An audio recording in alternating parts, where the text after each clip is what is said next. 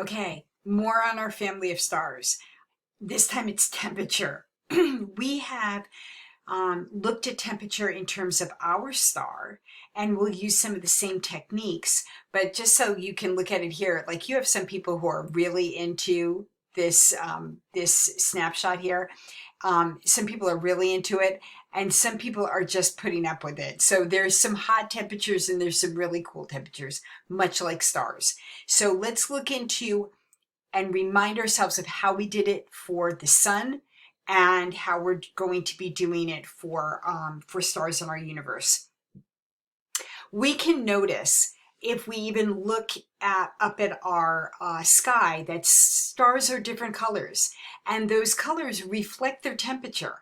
That when we see stars that are red, we may think of them as being hot, but think about it. If they are red, they are emitting infrared wavelengths.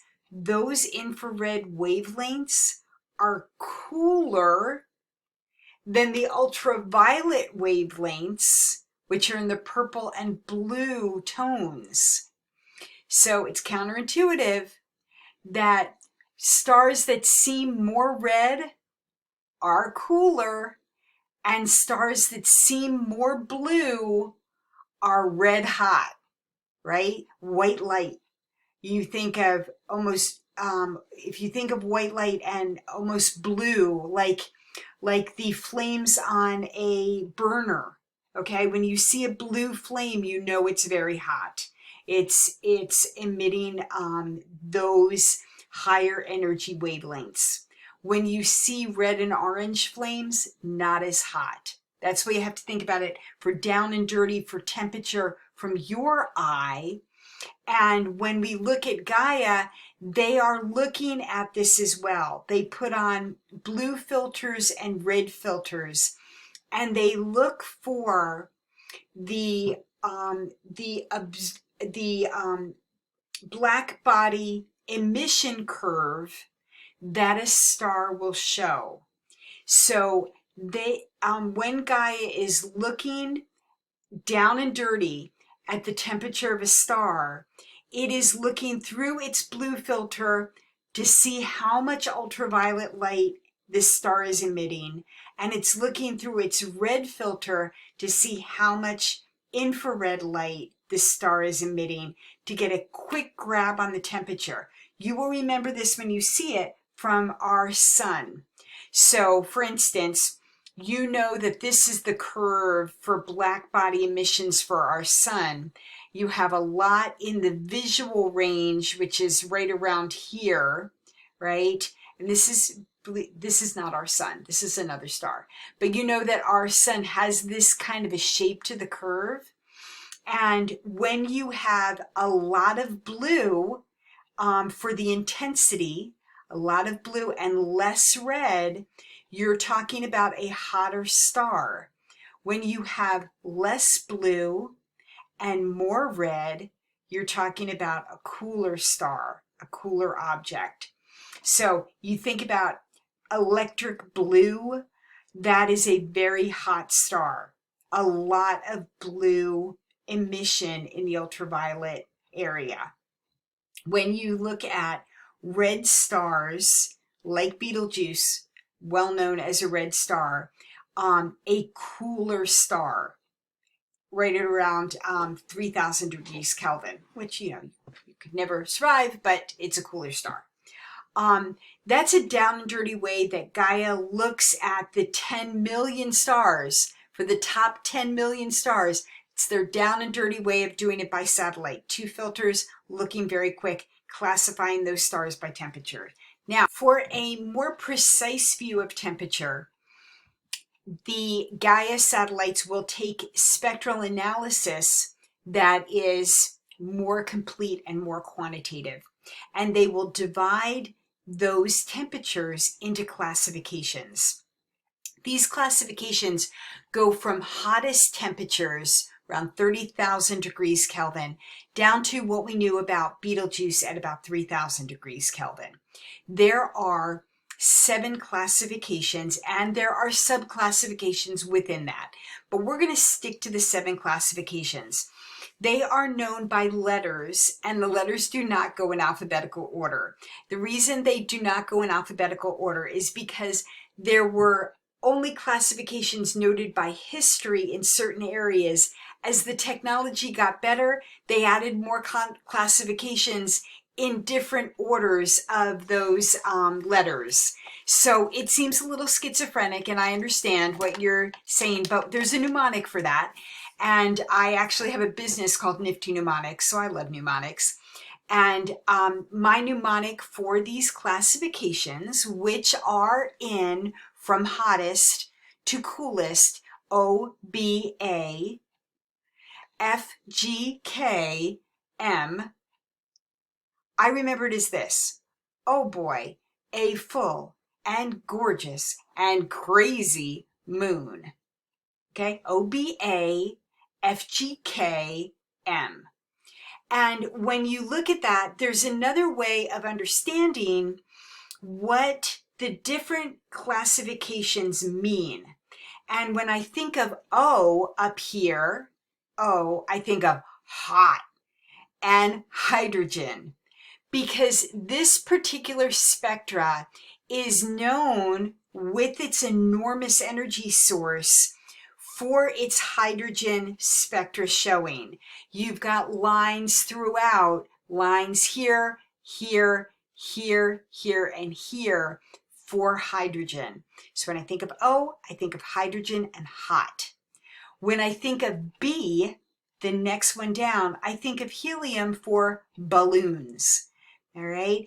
And this B spectra has 2 unique helium absorption lines, whereas A, which is hotter and also has helium, but it doesn't have these 2 unique helium lines, which are really the hallmark of this classification on B. So I think of helium for balloons. When I think of A, I think of calcium for athletes, because, you can't be an athlete without strong bones.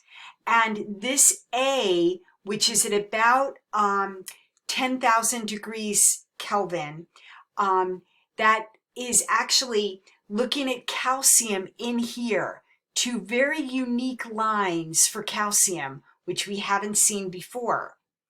So that is A for calcium. Then F, the next one down for classification, is known for iron. And iron is Fe for iron. And look at all of the spectral lines coming in for iron that we have not seen before at all. Next one down, G, is our sun, the spectrum classification for our sun. When I think of G, I think of oxygen, G, for 5K, which is, well, I guess I should just leave it as oxygen for our sun. And you can look in here for G, and you can see the unique lines for oxygen that are not present in anything hotter than that. When I think about K, I can't really think of anything to note for K, so I didn't really give you a mnemonic for K. When I think about M, I think about so many molecules being in this spectrum that is a little bit cooler and can absorb photons. So those many molecules are absorbing photons to elevate their electron shells in this area, and there's much more accessible at these lower temperatures. So remember, oh boy, a full and gorgeous and crazy moon is a spectral classification of temperature, and a way to put these stars in a temperature order. When you think about that, you're really looking at how the spectrum relates to hydrogen. And remember, we said that a very hot star probably will be very have very low density might just have faint or very narrow hydrogen lines because there are not many collisions to cause the absorption. So you're noticing faint hydrogen in here. Your strongest hydrogen is in the A class. And in fact, our sun has relatively faint hydrogen. All right. And I wanted to point that out to you. That was also brought out by Cecilia Payne. That's part of the reason she did not get her dissertation approved until later, because she was the one that said that hydrogen would be relatively faint for the sun. And all of the people on her dissertation committee said, no, I'm sorry, you must be wrong about that. But she was right. And it had to do with the density of the sun.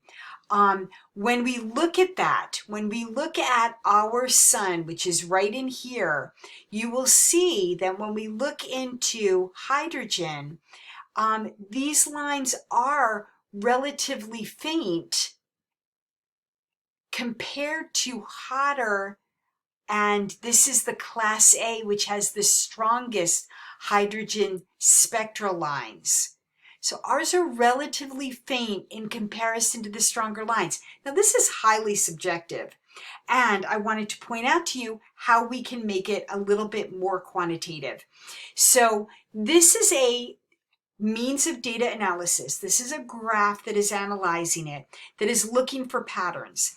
At 6,000 degrees, which is our sun, we are noting, for instance, you noted back there, and I'll just point it back there, for our sun, singly ionized heavy elements, i.e. iron, neutral metals, i.e. calcium, and hydrogen relatively faint. Well, let's go to see how the data was analyzed and look at around 6,000 degrees Kelvin, we have relatively low hydrogen.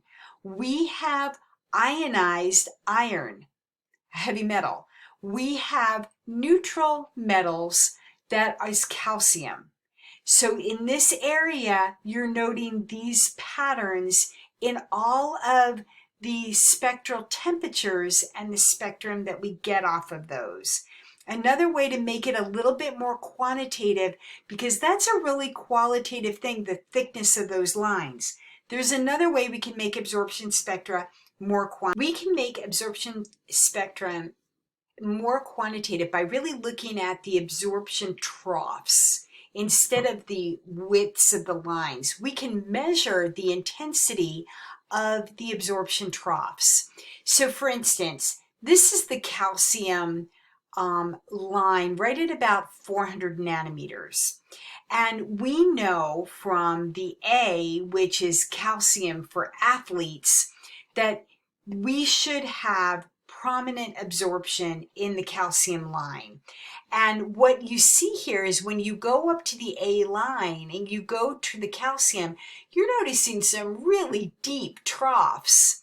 You can compare that to the troughs for the G line, which are not as deep for our sun.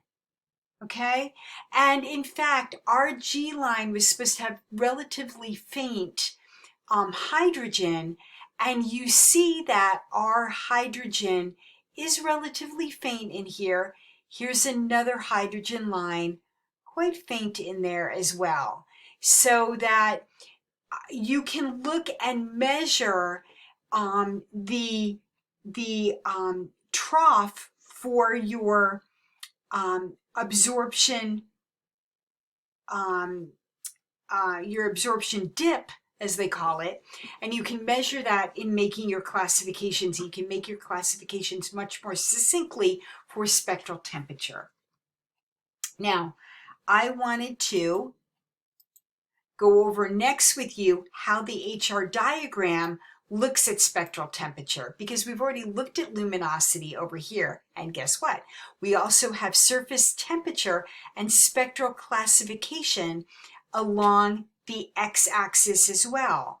So this is marked up so that the hottest temperatures are at the intersection of the x and y axis. kind of different. You're used to seeing a 0 there, but these are the hottest temperatures and going out to the coolest temperatures.